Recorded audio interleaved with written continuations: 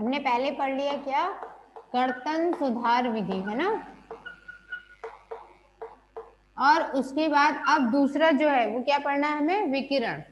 ठीक है, विकिरण सुधार यानी कि अल्ट्रावायलेट रेज की वजह से जो समस्या होगी उसको कैसे सुधारेंगे, तो उसे कहते हैं प्रकाश पुनः सक्रियण।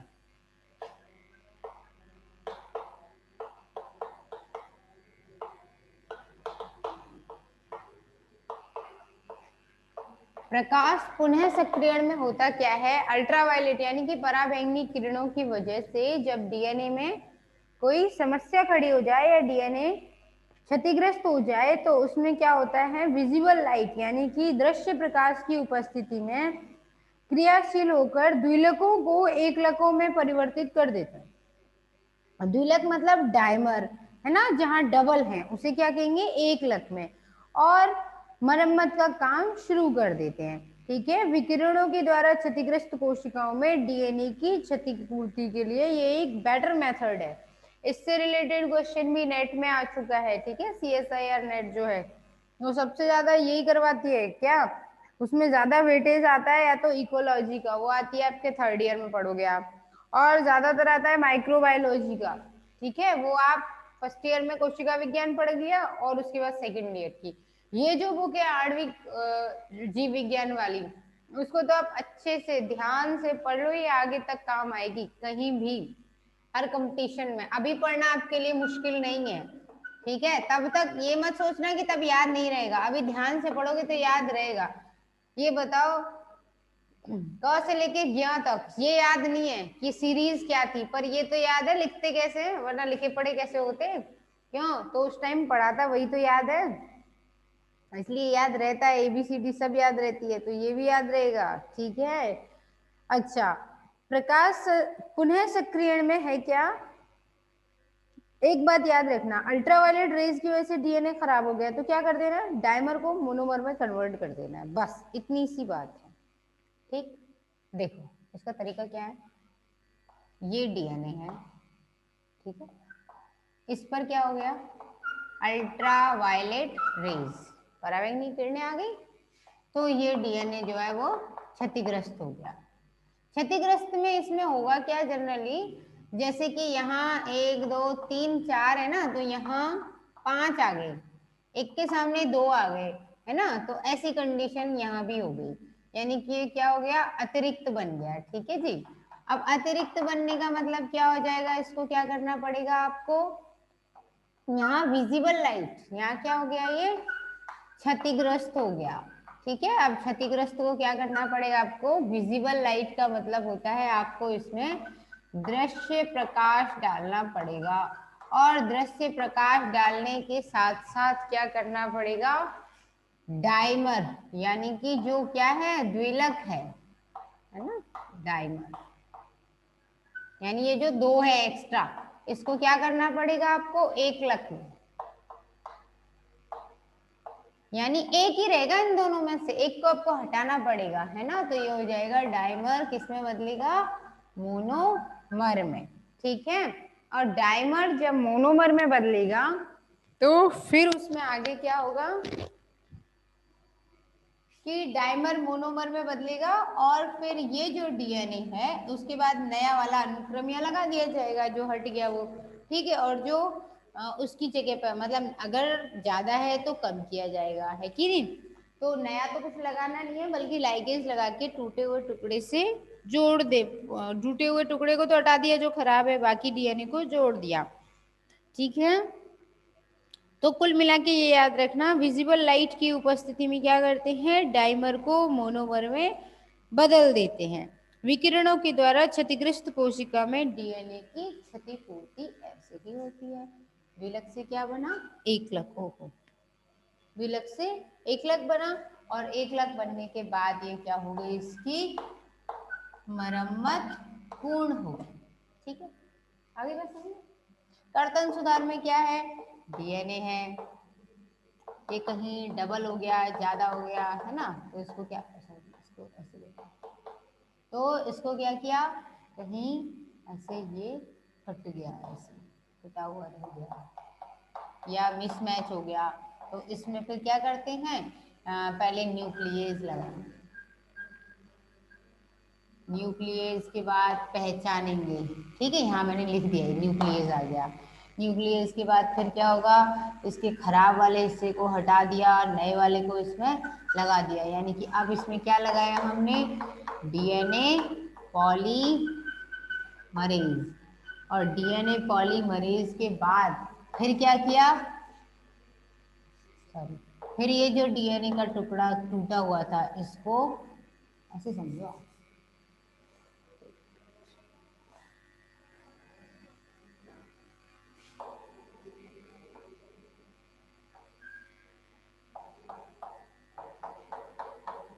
यहाँ पे नया डीएनए पॉलीमरेज लगा दिया। अब इसमें क्या किया, इसको जोड़ देंगे ऐसे, ये जो टूटा हुआ हिस्सा था यहाँ जोड़ दिखा दिया आपने। यहाँ पर क्या लगाया आपने, लाइगेज, और ये डीएनए की क्या हो गई, मरम्मत हो गई, ठीक है। तो ये अपने आप में पूरी एक विधि हो गई। अब तो याद रहेगा, अल्ट्रावायलेट तो प्रकाश पुनः सक्रियण वगैरह के द्वारा हो गया। उसके बाद अगली विधि आती है उत्तर प्रतिकरण सुधार। उत्तर मतलब क्या होता है, उत्तर दिशा नहीं, उत्तर का मतलब होता है पोस्ट, पीछे पीछे पीछे चलने वाला, यानी प्रतिकृतिकरण रेप्लिकेशन हो गया उसके बाद का प्रोसेस, ठीक है। क्या है, क्या डाउट है, पानी पानी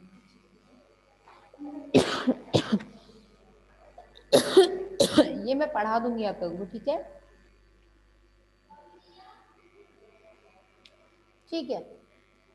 हाँ, सी वैल्यू पैराडॉक्स जो होता है, आई नो दैट, ये प्रोटीन का पूरा बताऊंगी ना, अभी तो केवल प्रोटीन बनाना बताया। Sorry for disturb.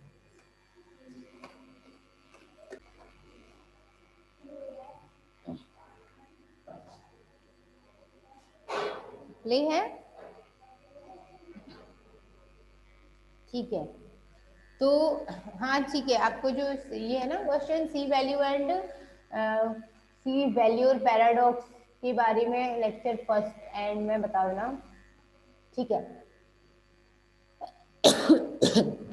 वैसे सी वैल्यू पैराडॉक्स के बारे में जो भी कुछ इंफॉर्मेशन है ना, वो थोड़ा न्यूमेरिकल वैल्यूज चलती है उसमें, तो वो प्रोटीन जब आपको बताई जाएगी ना, प्रोटीन फॉर्मेशन, अभी तो केवल आपको ओवरव्यू दिया था कि प्रोटीन डीएनए से आरएनए बनेगा और आरएनए से प्रोटीन बनेगी। उसके बाद अभी प्रोटीन के स्ट्रक्चर रह गया, डोंट वरी, वो पूरा कवर अप करवा दूंगी मैं, ठीक है।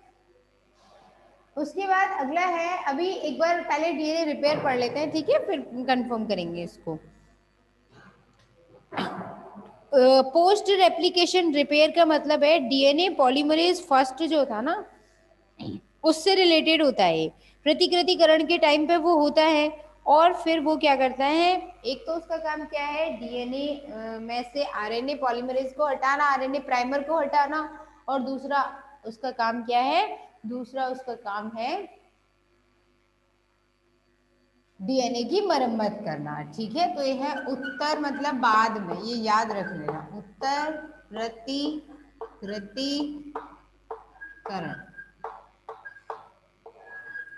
ठीक है, उत्तर प्रतिकृतिकरण सुधार, सब ये याद रखना, ये भी सुधार है, हाँ सब सुधर रहे हैं,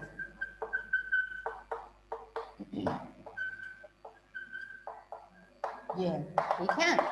तो ये इसको पोस्ट बोलते हैं ना, पोस्ट रेप्लिकेशन,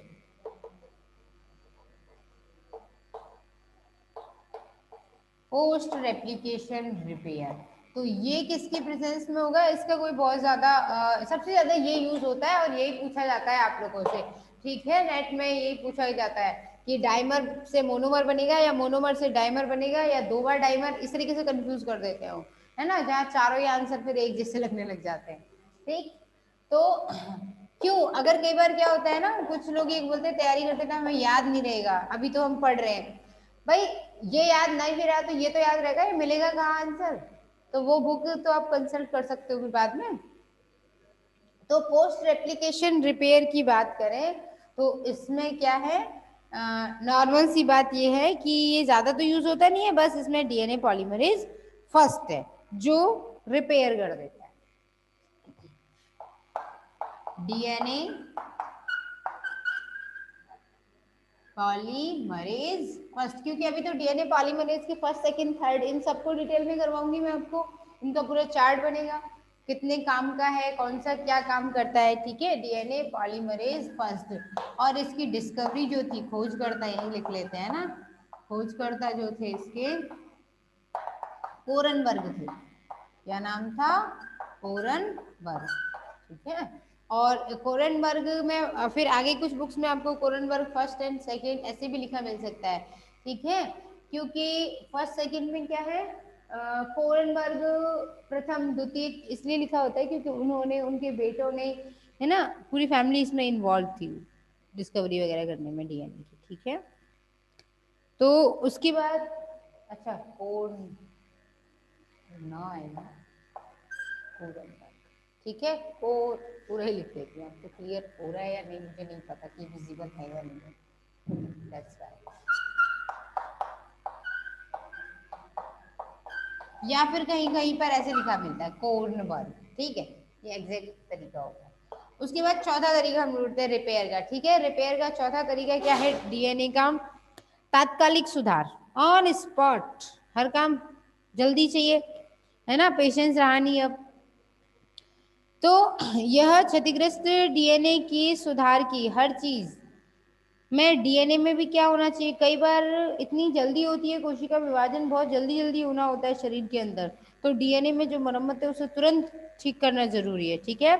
यह क्षतिग्रस्त डीएनए के सुधार की एक विशेष विधि है, ठीक है। ये तभी प्रयुक्त होगी जब अन्य विधियों से डीएनए की मरम्मत संभव नहीं है, ये सारी ऊपर वाली जितनी भी विधियां हैं वो फेल हो गई, तब होगा, ठीक है। अब इस स्थिति में क्या होगा,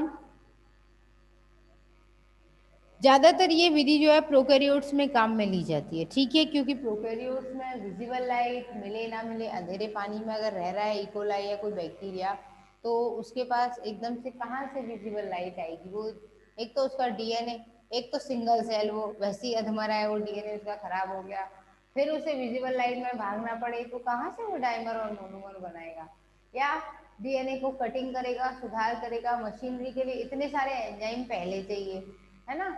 अब इन एंजाइमों को बनाने के लिए भी उस कोशिका में दम होनी चाहिए, पावर होनी चाहिए। डीएनए पॉलीमरेज फर्स्ट है नहीं है डिपेंड करता है ना, क्योंकि बहुत छोटे प्रोकैरियोटिक सेल्स होते हैं, जैसे इकोलाई है, ठीक है ना, यहाँ पर एक प्रोटीन होती है, रैक ए बोलते हैं उसे, REC A प्रोटीन, और इसके अलावा 15 और नए तरीके के प्रोटीन होते हैं जो डीएनए के टूट फूट होते ही उसे ठीक करने में लग जाते हैं, ठीक है।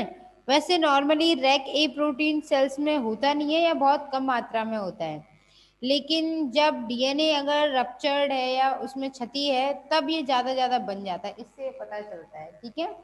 तो अगला क्या है, सॉस रिपेयर या तात्कालिक, इमीडिएटली,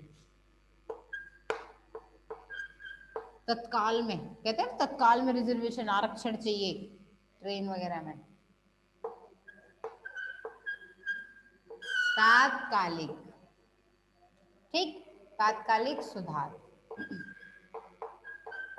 या उसको कहते हैं सॉस रिपेयर। अब सॉस रिपेयर की बात करें तो सॉस रिपेयर तात्कालिक सुधार हो गया, इसमें क्या होगा, इसमें यह है कि कहाँ कहाँ मिलेगा, सबसे पहले तो इसे देखते हैं, ज्यादातर ये कहाँ मिलता है, प्रोकैरियोटिक कोशिकाओं, वही कोशिकाएं जिनमें केंद्रक सही विकसित नहीं होता है ना, अब ये तो पता होगा सेकंड ईयर के हो,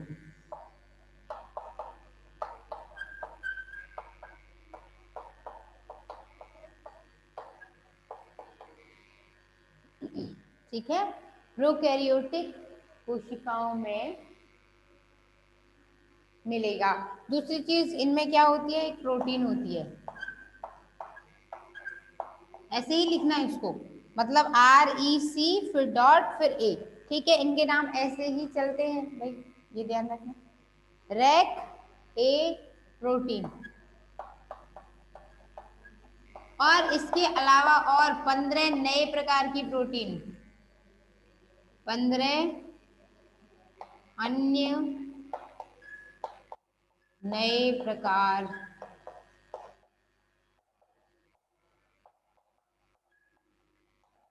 की प्रोटीनों द्वारा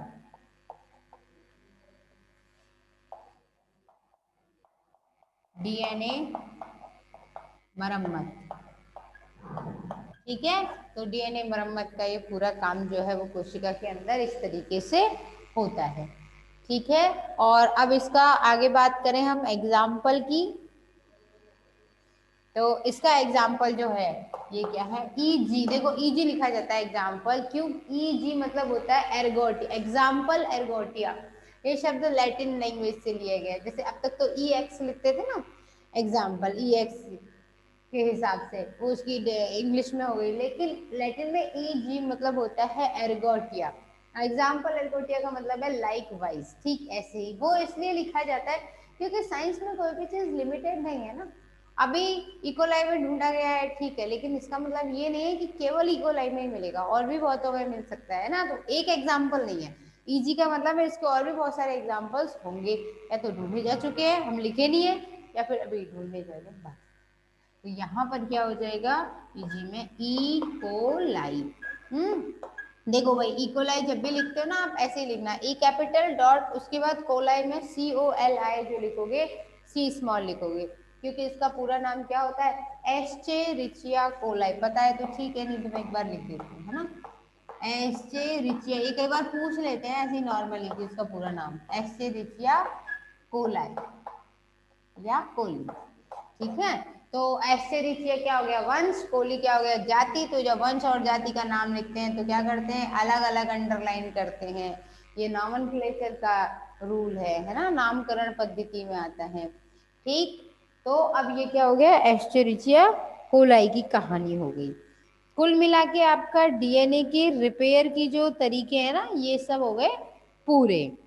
ठीक है, अब आपके पास क्या बचा, एक तो सेंट्रल डोग्मा पढ़ना है जिसको और आपको थोड़ा, अब मैं आपको आरएनए और आरएनए का पूरा बनना, अभी तक तो केवल क्या है मोटा मोटा ऐसे वो दिया था, एक ओवरव्यू दिया था, है ना, अंदाजा कि क्या कैसे। अब इसको थोड़ा और डिटेल में पढ़ेंगे, क्योंकि डीएनए की जो हमने रेप्लिकेशन यानी कि डीएनए का प्रतिकृतिकरण जो पढ़ा है अभी तक, वो किसमें पढ़ा है, वो डीएनए का प्रतिकृतिकरण हमने अब तक केवल यूकैरियोट्स में पढ़ा ज्यादातर, है ना, प्रोकैरियोट्स में पढ़ेंगे।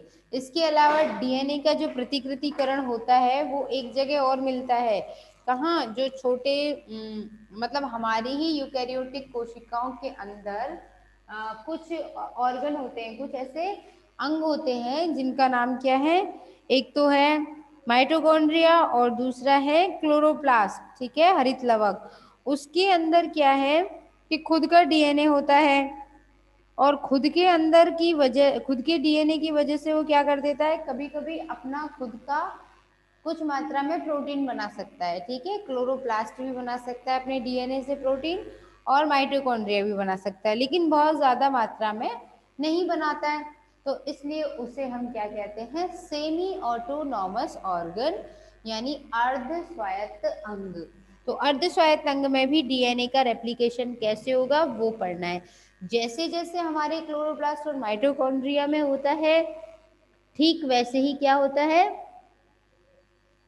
हाँ, प्रोकैरियोटिक कोशिकाओं के अंदर भी डीएनए में रेप्लिकेशन होता है। आगे बात समझ में, तो वो हमें पढ़ना है आगे, क्योंकि उनका डीएनए जनरली क्या होता है, ऐसा नहीं होता है, छोटे जीव है ना वो, उनका डीएनए इस तरीके का होता है, सर्कुलर, ये स्थिति होती है। ठीक है, तो होगा क्या, एक जगह इसमें ओरिजिन पॉइंट होता है, ये एक जगह से खुल जाता है। ठीक है, अब देखो बाकी मिटा देती हूँ ना, स्क्रीनशॉट ले लिया होगा तो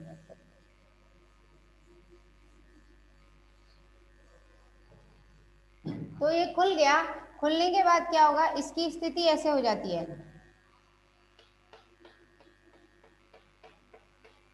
ये, और दूसरा वाला जो है वो ऐसे। ठीक है, अब इसके आगे नया डीएनए पॉलीमरेज क्या करता है, मान लो ये यहाँ से शुरू हुआ, यहाँ इसका ओ आर आई ओरिजिन था, ओरिजिन ओ आर आई, तो एक में तो चलेगा एंटी क्लॉकवाइज ऐसे, इधर इधर मान लो इधर क्लॉकवाइज है, इसके ऊपर फिर आ गया ये।